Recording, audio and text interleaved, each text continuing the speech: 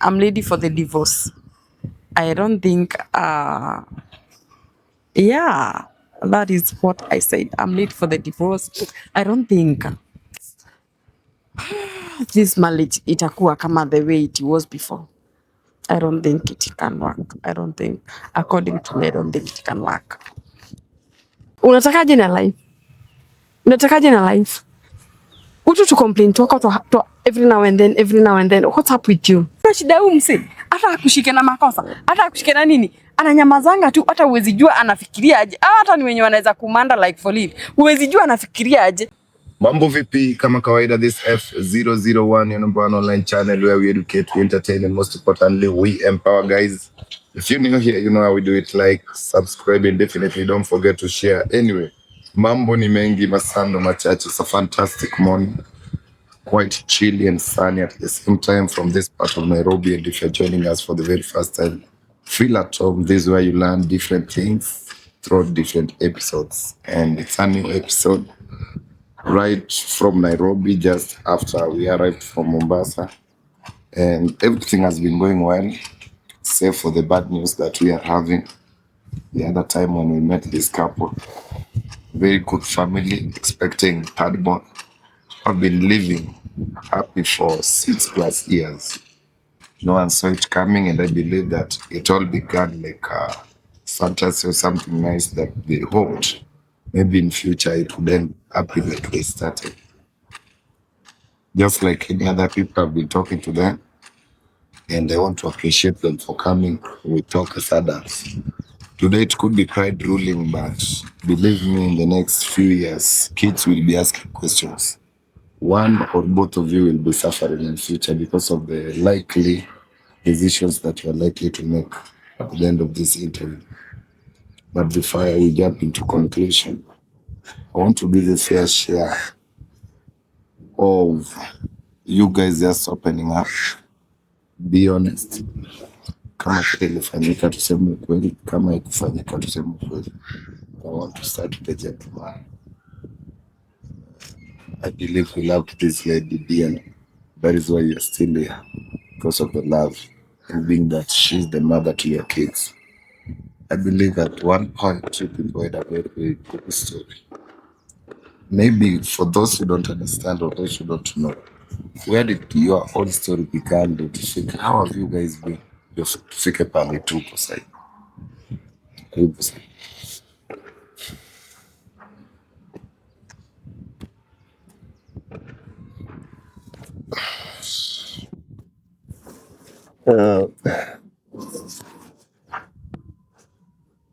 I don't know.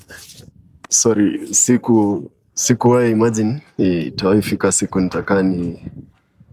nitajipata, I'm having this conversation. It's strange to me, people change, watu badilika, and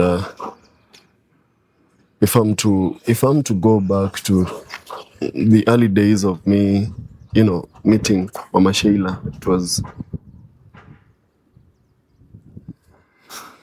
wonderful. It was ndio nimefika tu kule jana.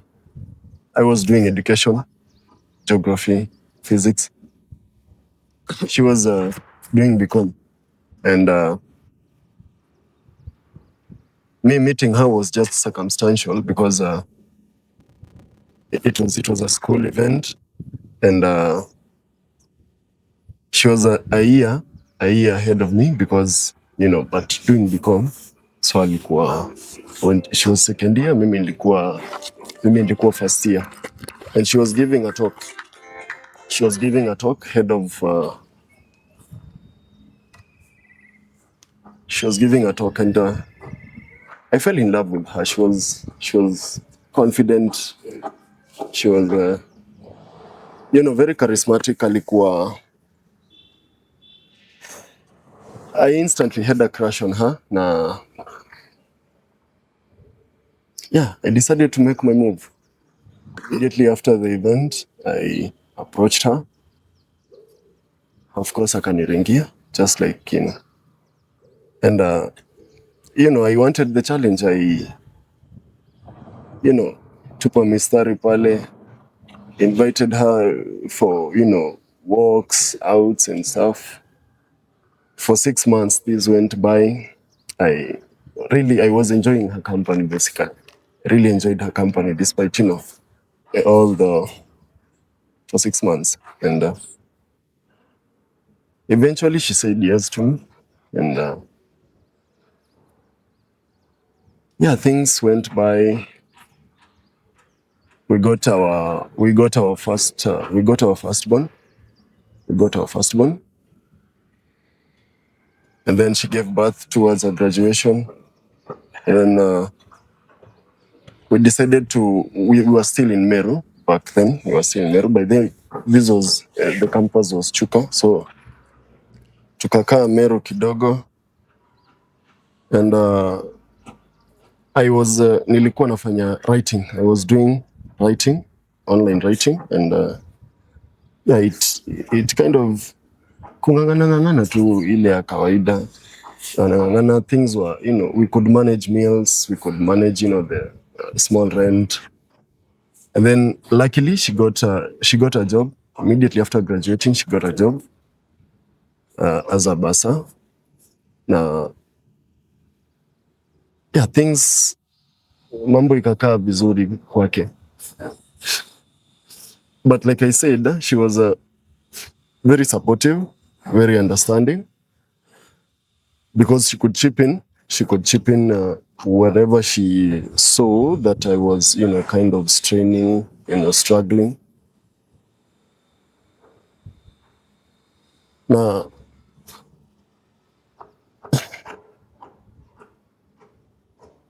it's painful. Nikikaa nikumbuke, whatever she was sharing with the last time, no? Akisema, oh, she came through for me, paid this, paid that. It's something I had never seen. It's something I could, ni kitu ambayo sikuona. I didn't see it coming. Because I thought, these are two people who've decided to come together and shoulder each other. You understand? So it was quite heartbreaking now. But yeah, our second born came not so much sooner. Now, the fact that she had given birth to my first child, and now this is the second one, and we have no complaints, and we are trying to make things work. I saw a future. Eliona, she was willing to give it a chance. I saw like she was, she wanted things to work out. Now, eventually, I graduated, a teacher, geography, physics, and she suggested that I go for an interview. The place where she was working, she said there was a vacancy. She said, so mimi nikabeba documents zangu na nikaenda kule. I went to that, to the principal. And the guy, I don't know, had an attitude from the word go. I could, see some form of attitude and stuff. I don't know whether she knew, his bursar was, the bursar was my wife. I don't know, but now I could join the dots after the last time. I joined the dots as to why I was treated the way I was treated back then. Haikunisumbua vile because as a man you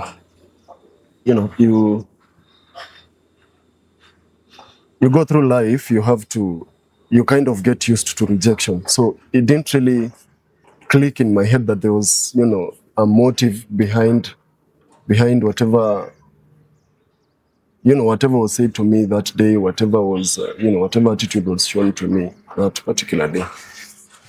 So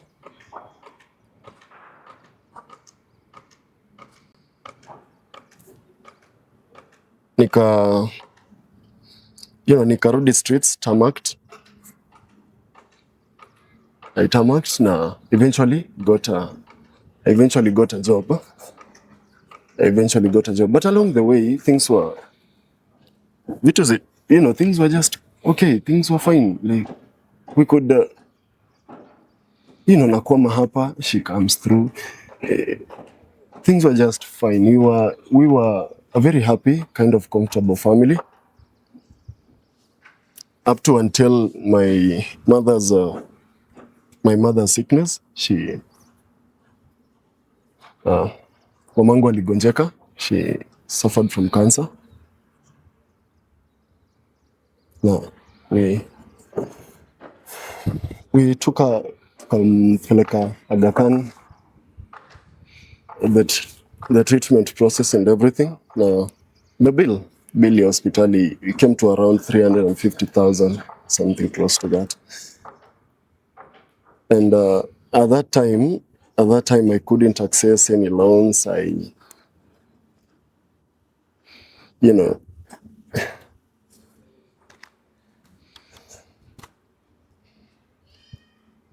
was struggling. I was on the edge. And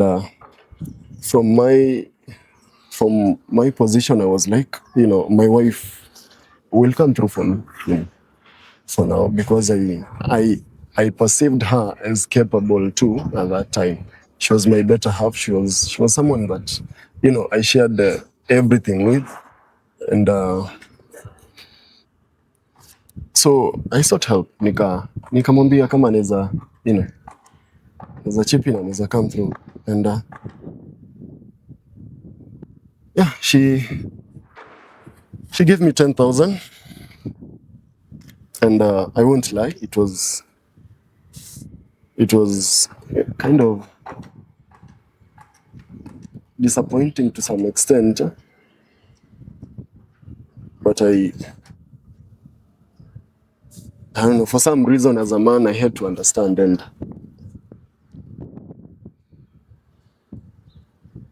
later on, Mom passed. She, it didn't really work.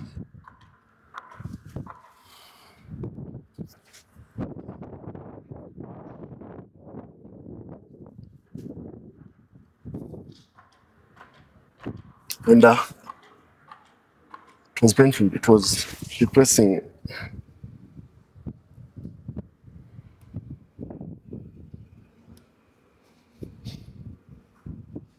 A month later, still in mourning actually, she comes home na anasema amenunua gari. Tells me amebuy gari.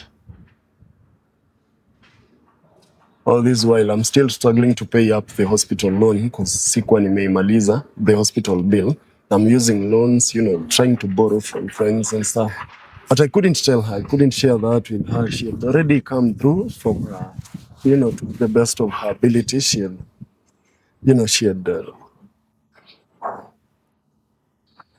so here I'm struggling paying up this loan. Now, she comes home na gari. Says she has been saving. Yeah, inunua gari. And something changed. Something changed in me because now I had to look at her, as not the person I had met. The person I had met was kind. The person I had met was considerate. The person I had met was, would sacrifice. The person I had met would be understanding. Or so I thought. But here I am, I'm alone. And strangely enough, I couldn't tell her that I was struggling. Ilibidi tu I took the red pill kama mwanaume na I shouldered the burden. Tulikuwa na watoto, so you still have to try and meet these kids' bills as well as, the hospital one, my mom. In our family,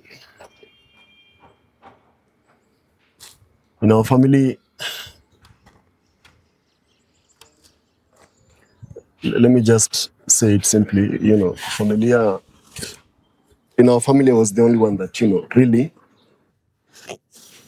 really cared about, my mom, really had the, the small ability to come through for her to, help.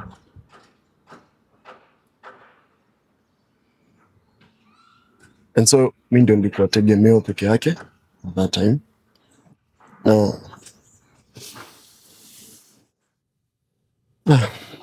She buys the car, things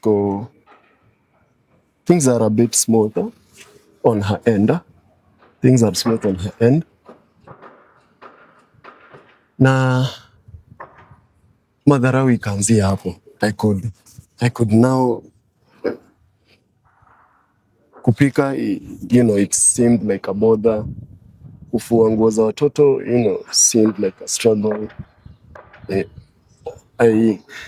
Hapo nyuma, I didn't have to ask that something be done, but right now, right now, lazima niulize, lazima nieleze kitu ifanyike. And I would get this scorning attitude out there. But anyway, kama mwanaume, they are children, so you have you have to pretend you're okay. So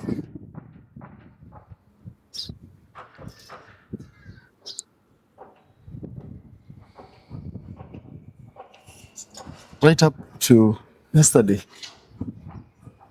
naona messages na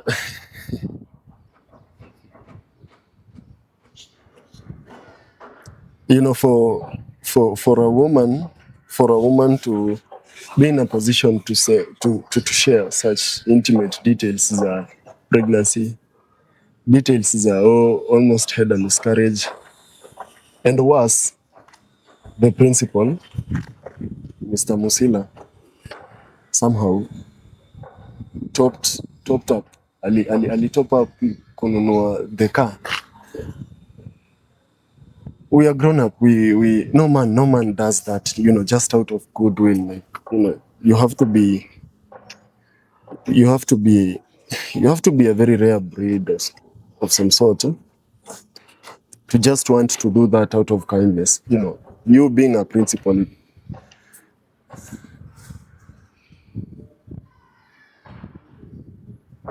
So this is my wife sharing intimate details about our marriage, our personal life.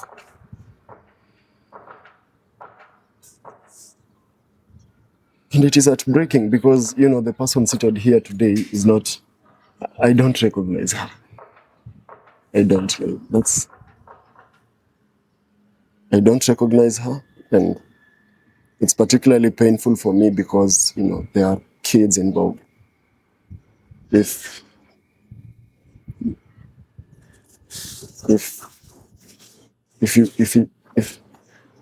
I would have, kama ningeona hii siku ingefika, I think I would have reconsidered my options. But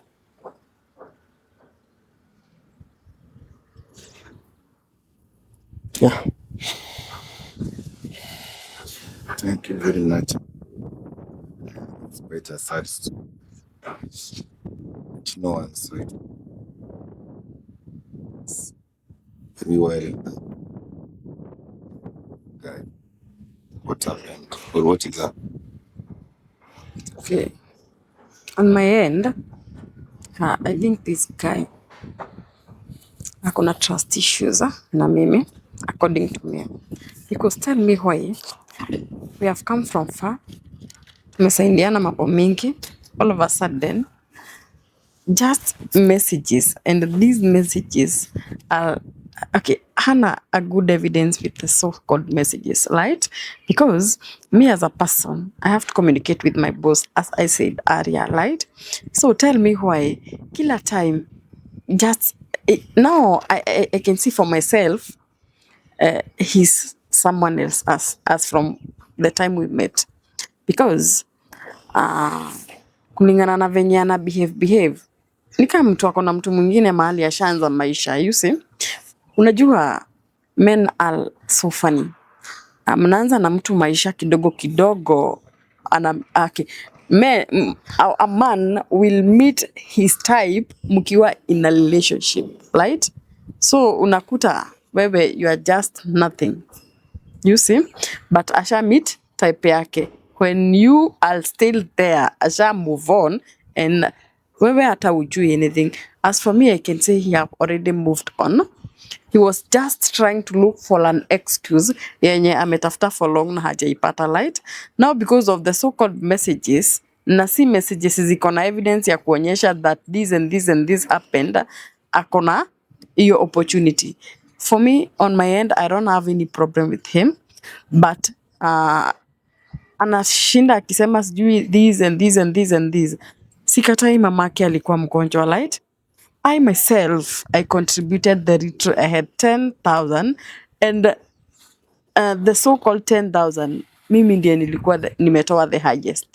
You see, he is his mother na alikuwa ametoa 1,500. You see, it's not my mother, but it's his mother. Alikuwa ametoa 1,500. Why is he not complaining? Ako job kama mimi, right? Why is he complaining about my car? I bought the car after. Sasa tumezika mamake. Me, I had saved my money on lock savings. So, kila mtu anakuanga na target ya kitu yake. Why could I have withdrawn my money just because of her mother, of his mother, and yet yeye mwenyewe ametoa 1,500. Wao wenyewe his uncle, brother to his mother, ni mkubwa, akona kazi kubwa sana. He's a manager Mombasa port, right? And he earns a lot of money. And do you know uncle yake alitoa pesa ngapi? 3,500. You see? And he had akona pesa and he had everything. But I don't. For me on my end, I don't think money could have saved his mother.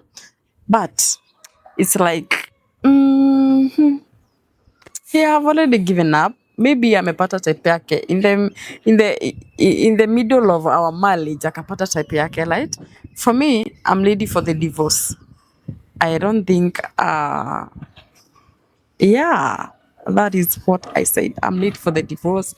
I don't think this marriage itakuwa kama the way it was before. I don't think it can work. I don't think, according to me, I don't think it can work. You know, it's funny because it's funny and heartbreaking at the same time because she was my confidant. Me, intimate details about my family. Na share na yeye. She knows the position I'm in that family. In every family, hutaelewana na kila mtu. The truth be told. Sahi, you know, in every family, si kila mtu ataelewana na yule, si kila mtu ataelewana na yule. The uncle she's talking about, yes, he is rich. But mimi mwenyewe, nimesoma na scholarship. My brains got me a scholarship. Ndio ilinipeleka shule, nikamaliza campus. And she knows. Na nikamwambia kwamba in that family, yes, kuna, you know, there's someone with means, but you know, they're not at peace with each other. So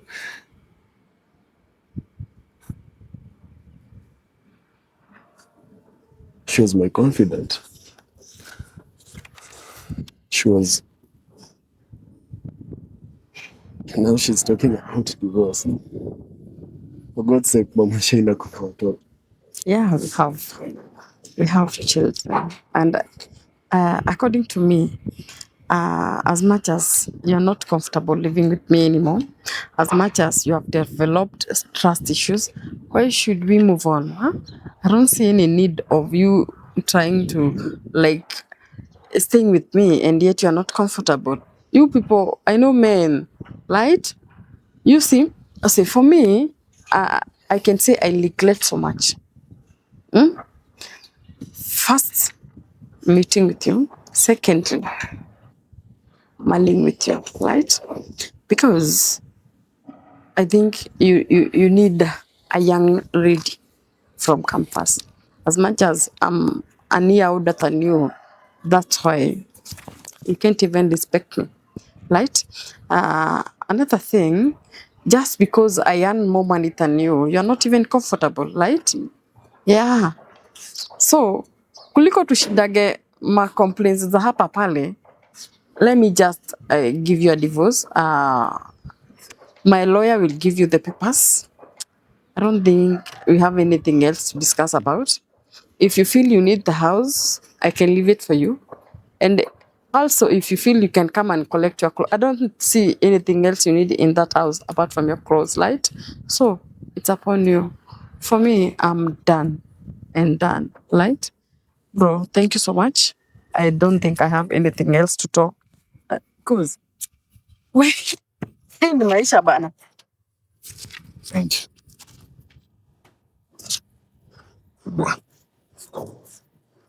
That way you cannot force her. That is a made mind. And she clearly knows what she's talking about. The best is to leave her for time. Everything will come to reality. Till next time, guys. See you when you see us. Adios.